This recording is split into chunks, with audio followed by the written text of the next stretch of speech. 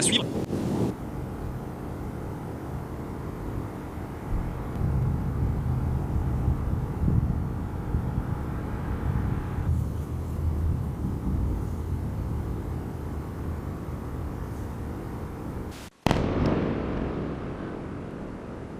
La Russie a de nouveau lancé une attaque massive de missiles et de drones contre la capitale ukrainienne. Le nombre de victimes civiles à Kiev s'élève déjà à 20 personnes et près de 100 autres sont blessées.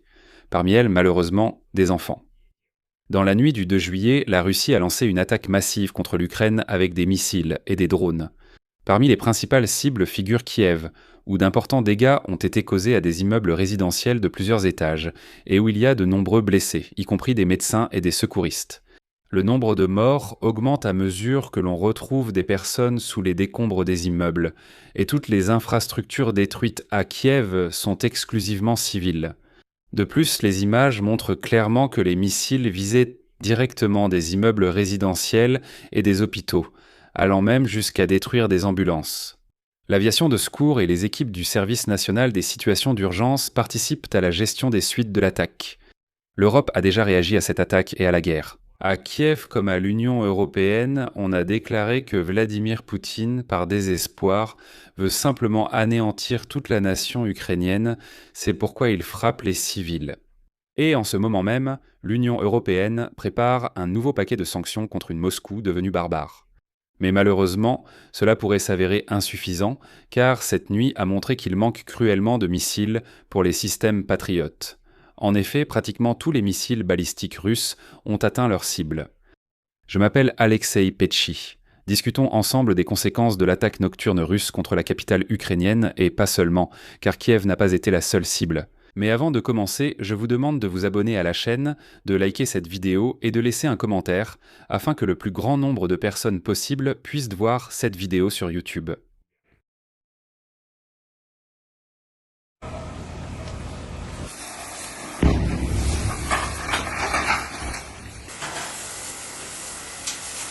Pulvérisateur, pulvérisateur. Allez, range-le. Hein?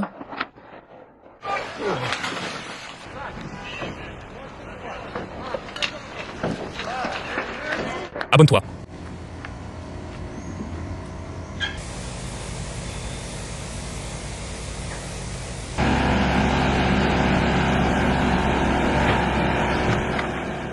Ainsi, l'attaque barbare russe contre Kiev a commencé dans la soirée du 1er juillet par une attaque de drones Shahed à réaction. Après 1h du matin, Kiev a été attaqué par des dizaines de missiles balistiques et de missiles de croisière hypersonique Zircon. Les bombardiers Tu-80 15-Mess ont également lancé des dizaines de missiles de croisière Kh-101 qui, après 3h du matin, sont entrés en Ukraine et se sont également dirigés vers la capitale ukrainienne. À Kiev, c'était tout simplement l'enfer toute la nuit. Toute la nuit, la Russie a également utilisé la munition rôdeuse Bandrol. Et voici l'une des particularités de cette frappe. C'est le grand nombre de drones à réaction Shahed qui se déplacent à une vitesse de plus de 300 km/h, et il est beaucoup plus difficile pour les groupes de tir mobiles et les intercepteurs de drones de les abattre. Le 2 juillet, l'attaque contre la capitale ukrainienne s'est terminée à 7h du matin et a duré plus de 11 heures d'affilée. Les drones ont continué de frapper Kiev jusqu'à la toute fin. Toute la matinée à Kiev, les Shaheds tentaient à nouveau d'attaquer la ville de temps en temps. Donc même après la vague principale d'attaque qui a duré 11 heures, les Russes lançaient encore des Shaheds sur Kiev. Comprenant qu'en ce moment même, dans la ville, les secouristes dégagent les décombres des maisons détruites et sortent les personnes blessées, tandis que les médecins sur place essaient de leur apporter une aide médicale. Mais cela est déjà devenu une tactique favorite des Russes. Ils attaquent de toujours dans l'espoir de tuer le plus grand nombre possible de civils et surtout de secouristes et de médecins, ce qui est leur tactique favorite. C'est déjà devenu une tactique favorite précisément pour cela. Des civils et surtout des secouristes et des médecins qui sont arrivés sur les lieux de la tragédie pour porter secours, qui regarderont ces épisodes en version traduite. Je rappelle que cette chaîne YouTube est traduite en plus de 20 langues différentes, et il est utile pour vous de savoir que les Russes frappent toujours. La deuxième fois, ils essaient de frapper aux mêmes endroits qu'ils ont attaqué la veille, sachant très bien que des sauveteurs et des médecins y travaillent.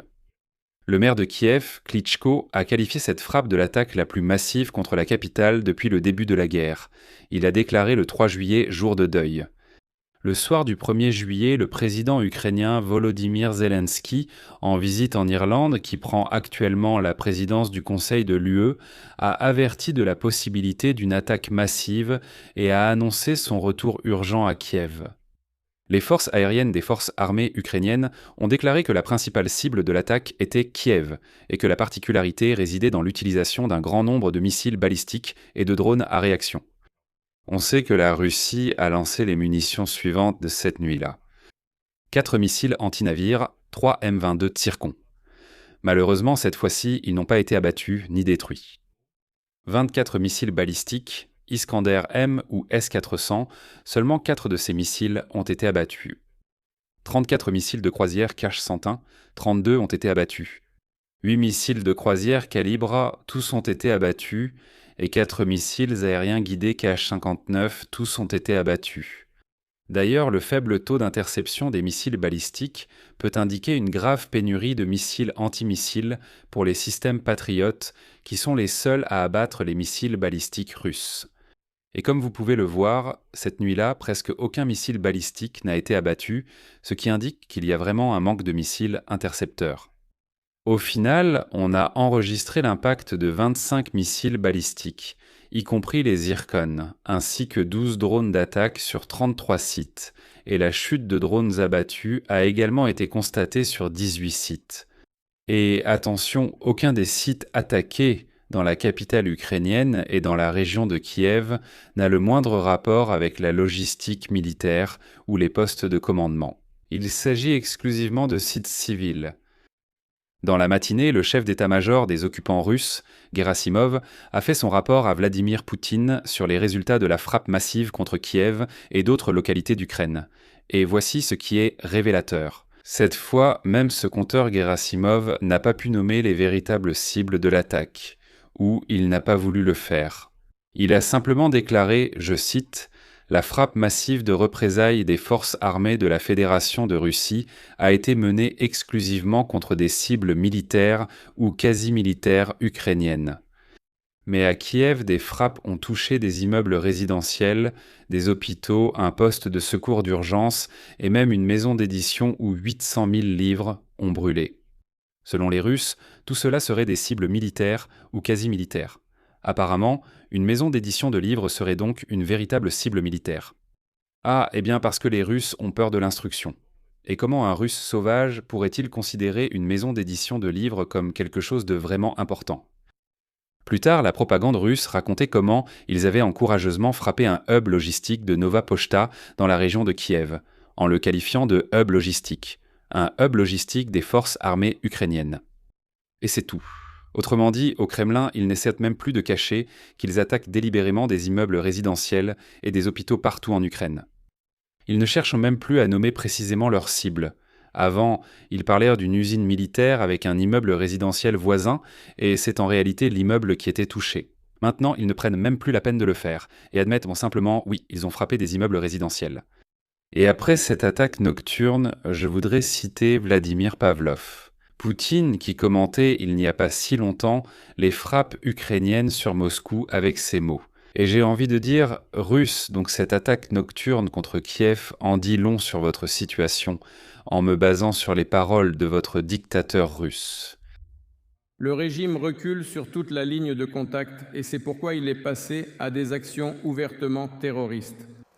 Et comment peut-on autrement qualifier des frappes délibérées contre des civils, contre des infrastructures civiles et le recrutement pratiquement ouvert de marginaux à l'intérieur de notre pays pour commettre des sabotages et des attentats terroristes ?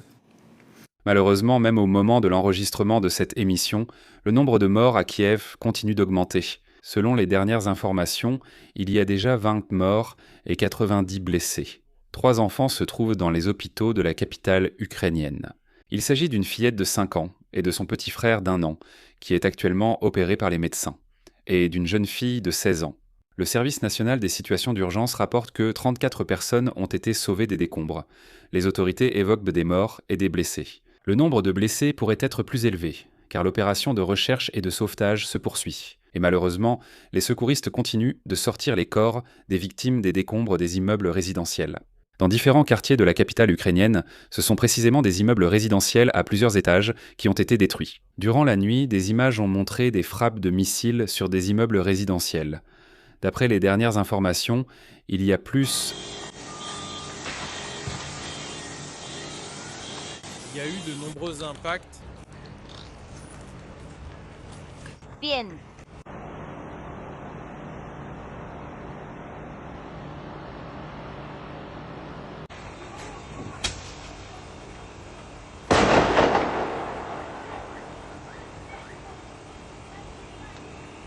Titre créé par Matarzoc.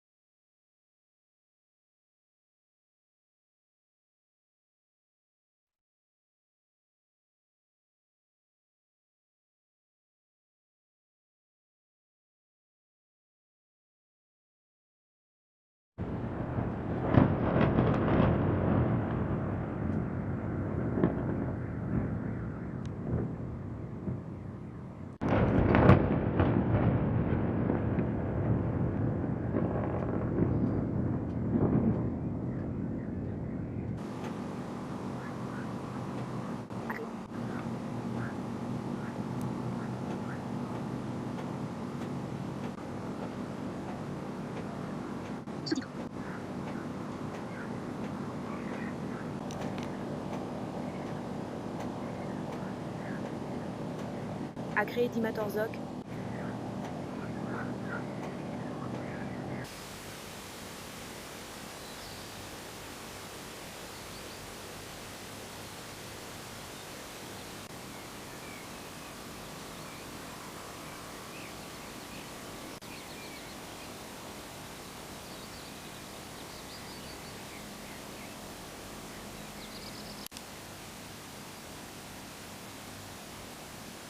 Selon les dernières informations, plus de 30 sites sont concernés. Le maire Klitschko a déclaré qu'il y avait eu une frappe sur la sous-station de l'hôpital d'urgence. 6 membres du personnel médical et un chauffeur ont été blessés et 9 ambulances ont été endommagées. Donc le Kremlin a frappé les ambulances pour qu'il y ait moins de possibilités de sauver les victimes de leurs bombardements, qui sont coincées sous les décombres des maisons. Déjà à minuit, après l'attaque de drones russes dans le centre de Kiev, un incendie s'est déclaré dans le quartier historique. Un incendie s'est aussi déclaré dans un hôtel.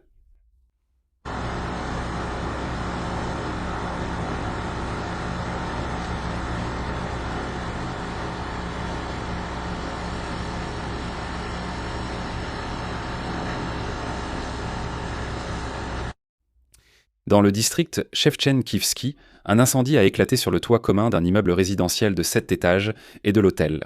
À d'autres adresses, on a constaté la destruction d'un immeuble résidentiel de 5 étages, un incendie dans un autre immeuble de 5 étages sur une surface de 300 mètres carrés, un départ de feu dans un bâtiment non résidentiel de 3 étages, ainsi qu'un incendie sur le territoire d'un marché ordinaire. Dans le district Olosivski de Kiev, un incendie s'est déclaré à l'étage technique d'un immeuble de 16 étages.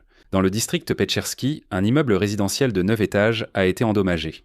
Et un incendie s'est également déclaré au premier et deuxième étage d'un bâtiment d'une superficie de 200 mètres carrés. Les sauveteurs ont indiqué avoir sauvé une personne.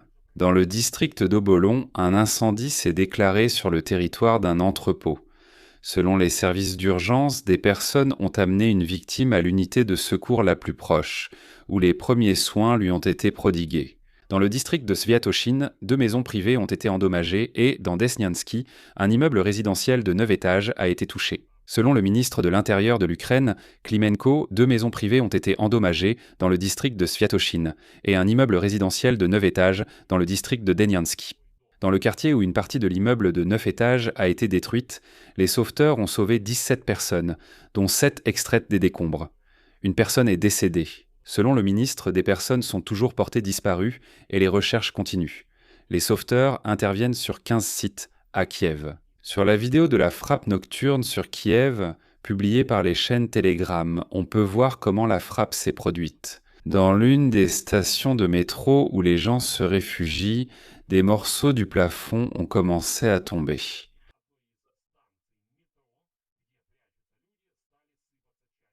Mais comment exactement? On sait Que des groupes de missiles de croisière sont entrés en Ukraine À travers la région de Soumy et depuis le sud. Depuis le nord, ils se sont dirigés à travers la région de Tchernihiv en direction de Kiev, tandis que depuis le sud, les missiles se sont dirigés vers la région de Tcherkassy en passant par la région de Kirovorad. À 3 heures du matin, les forces aériennes ont signalé de nouveaux missiles balistiques qui ont de nouveau attaqué Kiev. À 3h05, les missiles venant de la région de Tcherkassy se sont de nouveau dirigés vers Kiev, tandis que les missiles de croisière venant de la région de Tchernihiv ont attaqué Kiev depuis l'est. À ce moment-là, les chaînes de suivi ont également signalé des lancements supplémentaires de missiles de croisière calibre depuis la mer. Après 3h13, un autre groupe de missiles de croisière a attaqué la capitale depuis l'est, visant les quartiers de la rive gauche. Les chaînes de suivi indiquent qu'une partie des missiles a percé jusqu'au centre-ville et a attaqué Loukianivka, Petchersk et Obolon. Sur la rive gauche, ils sont entrés à Darnitsia, Pozniaki et Troyekchina. Globalement, les missiles ont attaqué Kiev pratiquement de tous les côtés, du nord, de l'est et du sud. Après 3h25 du matin, les forces aériennes ont signalé une nouvelle vague de missiles de croisière sur Kiev en provenance de la région de Tchernihiv. Au même moment, les Russes lançaient des vagues de drones Shahed. À 4 heures du matin, la Russie a de nouveau frappé Kiev avec 2 missiles balistiques venant du nord. 5 minutes plus tard, les forces aériennes ont signalé qu'une munition rôdeuse banderole se dirigeait vers Kiev depuis l'est. Après 4h20 du matin, plusieurs autres banderoles se sont approchées de Kiev depuis l'est. Ensuite, 2 autres Shahed à réaction ont attaqué la ville depuis le nord. Pendant l'heure suivante, seuls quelques drones entraient encore dans la ville depuis diverses directions. Une partie des drones pénétraient dans Kiev par l'ouest et attaquaient les quartiers ouest de la ville. À 6h30 du matin, les forces aériennes ont signalé de nouveaux Shaheds en direction de Kiev du côté du réservoir. Et ce n'est qu'après 7h du matin que l'attaque s'est terminée et que l'alerte a été levée. Cette même nuit, les Russes ont attaqué la ville de Zaporijia. Au final, les Russes ont décidé de vaincre courageusement la saucisse ukrainienne. Et ce n'est pas une blague. Cette nuit-là, à Zaporijia, une frappe a touché l'usine de viande Yubileïny. Les Russes ont également frappé un autre terminal de Nova Pochta. Les entrepôts ont été endommagés, les bureaux ont été endommagés, tout a été endommagé, disons, tout ce qui nous permettait de travailler dans la région de Zaporijia, dans l'oblast de Zaporijia. Et à quelle vitesse les services d'urgence sont-ils arrivés hier? Très rapidement. Plus vite que moi. Très rapidement parce que je n'habite pas loin d'ici. En gros, en 2 ou 3 minutes, ils étaient déjà tous là, la police et les services d'urgence. Et les gaz ont commencé à faire leur travail à temps. Tout s'est bien passé, il n'y a eu aucun problème de nulle part. Ils ont éteint le feu jusqu'au matin. Rédactrice des sous-titres, Yegorova. Et ici, je souligne que la Russie attaque l'Ukraine avec des missiles et des drones presque tous les jours, en particulier dans les zones proches du front et les régions frontalières. Ces derniers jours, parmi les cibles figuraient Kiev, Dnipro, Kharkiv, Poltava, Myrhorod, Zaporijia, Kremenchuk, Odessa et de nombreuses autres villes. Chaque jour, dans différentes villes, des gens meurent sous les bombardements, et le Kremlin n'essaie même plus de justifier ses attaques par des objectifs militaires. Il frappe simplement des cibles civiles. Par exemple, parmi les principales cibles des frappes russes de ces derniers jours, on trouve les stations-service, que la Russie tente de détruire dans les régions proches du front et dans d'autres régions.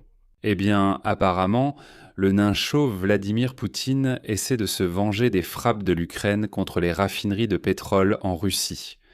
En Europe, ils ont déjà réagi à l'attaque des Russes contre Kiev. Par exemple, la haute représentante de l'UE pour les affaires étrangères et la politique de sécurité, Kaja Kallas, a déclaré que les mots de condamnation ne suffisent pas. Voici sa citation. « Aujourd'hui, je proposerai d'imposer des sanctions contre encore plus d'entités soutenant le complexe militaro-industriel russe, en réponse à ces frappes.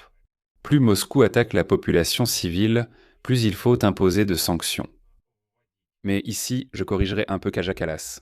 il faut travailler dans un ordre un peu différent. Plus il y aura de sanctions imposées contre les Russes sauvages, moins Moscou attaquera la population civile ukrainienne. Il ne faut pas travailler comme ils le disent. Plus il y aura de frappes contre la population civile, plus nous imposerons de sanctions. Donc vous attendez qu'il y ait plus de civils tués en Ukraine, et seulement après cela vous imposerez plus de sanctions? Quelle est cette logique? Eh bien, à mon avis, depuis 2014, en 12 ans, tout le monde a déjà compris depuis longtemps qui est cette créature qu'on appelle le Russien. La Russie, c'est un barbare, un sauvage qui essaie de détruire toute la nation ukrainienne.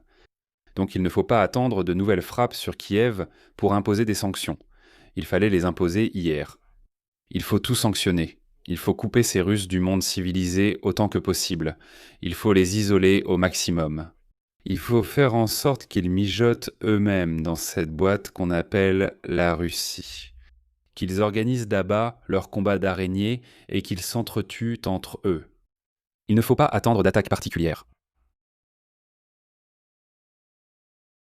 Pendant ce temps, l'Ukraine aurait pu utiliser pour la première fois en conditions de combat son missile balistique à longue portée pour frapper le territoire russe. Voilà de vraies sanctions. Sans attendre les frappes sur Kiev, il faut frapper cette Moscovie crasseuse. Les journalistes de l'agence Bloomberg ont prêté attention au dernier rapport du ministère de la Défense de la Fédération de Russie. Dans ce rapport, le ministère russe affirme que, pendant la journée, la défense antiaérienne russe aurait soi-disant abattu le Donbass, un missile tactique opérationnel à longue portée, ainsi que 7 bombes aériennes et plus de 600 drones. L'agence Bloomberg a souligné que la déclaration des Russes est apparue dans le contexte des nouvelles de la société de défense ukrainienne Firepoint. Ils ont récemment annoncé que leur missile balistique FP9 approche déjà de la phase des essais en vol. Et ils n'ont pas laissé entendre, ils ont dit clairement que ce missile serait testé dans des conditions de combat, en le lançant sur la tête des Russes.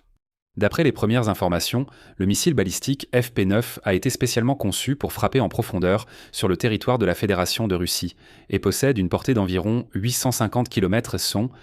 Au même moment, les correspondants militaires russes Z-Wave ont déclaré qu'un missile balistique ukrainien avait probablement été abattu dans la région de Moscou pendant l'alerte au missile mardi. Autrement dit, ils le confirment. Selon la chaîne Z, informateur militaire, parmi les systèmes de défense aérienne S-300 et S-400 qui protègent le ciel au-dessus de la région, l'un d'eux a attaqué la cible, à haute altitude, ce qui n'est pas typique d'un drone ou d'un missile de croisière. De plus, un grand cratère s'est formé au sol à cause du missile balistique abattu.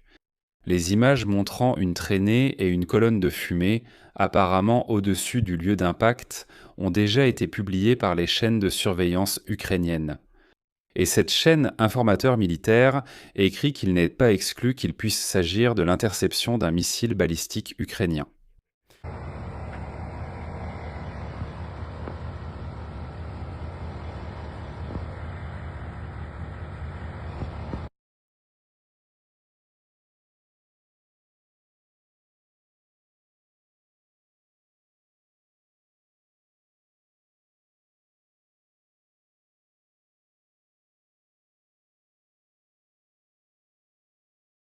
Voilà exactement à quoi devraient ressembler les vrais Sanctions contre la Russie sauvage.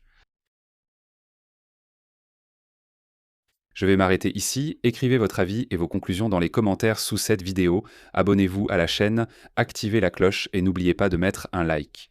Si vous souhaitez soutenir le travail de cette chaîne YouTube, vous pouvez le faire en faisant un don via les liens et les coordonnées dans la description de cette vidéo. C'est tout pour aujourd'hui, prenez soin de vous, à bientôt.